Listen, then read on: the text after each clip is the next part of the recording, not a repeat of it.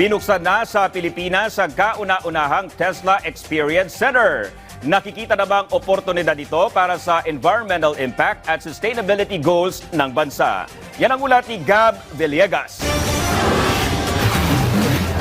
Pinasinayaan kahapon ang pagbubukas ng kauna-unahang Tesla Experience Center sa Pilipinas. Present sa pagbubukas ng unang Tesla store sina Special Assistant to the President for Investment and Economic Affairs, Secretary Frederick Go, Undersecretary Joey Gilas at mga opisyal ng Tesla sa bansa. Ayon kay Isabel Fan, Regional Director for Southeast Asia ng Tesla, pinagsisikapan nila na makapagtayo ng mga charging infrastructure upang maabot ng bansa ang zero carbon emission.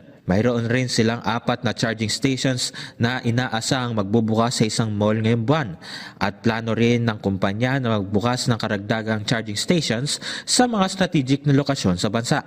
Unang ibebenta ng nasabing dealership ang Model Y at Model 3 at inaasahang made-deliver ang mga ito sa mga customer sa bansa sa unang bahagi ng susunod na taon. Naglalaro sa 2.3 hanggang 3.2 million pesos ang presyo ng isang Tesla Model Y unit habang 2.1 hanggang halos 3.1 million pesos ang halaga ng isang unit ng Tesla Model 3. Para naman sa National Development Company, nais nilang maituro sa publiko ang benepisyo ng electric vehicle sa kapaligiran. Nakikita rin nilang oportunidad ito pagdating sa environmental impact at sustainability goals ng bansa.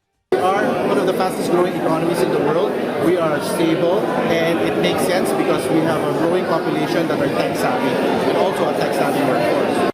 Nitong Abril nang ipag-utos ni Pangulong Ferdinand R. Marcos Jr. sa Department of Energy, Department of Transportation at iba pang ahensya ang pagpapatupad ng EV Development Plan sa bansa na nakatuon sa public transport. Target ng pamahalaan na paabuti ng 50% ang EV penetration upang mabawasan ang vehicle emissions para labanan ang climate change. Gabo Milde Villegas para sa Pambansang TV sa Bagong Pilipinas.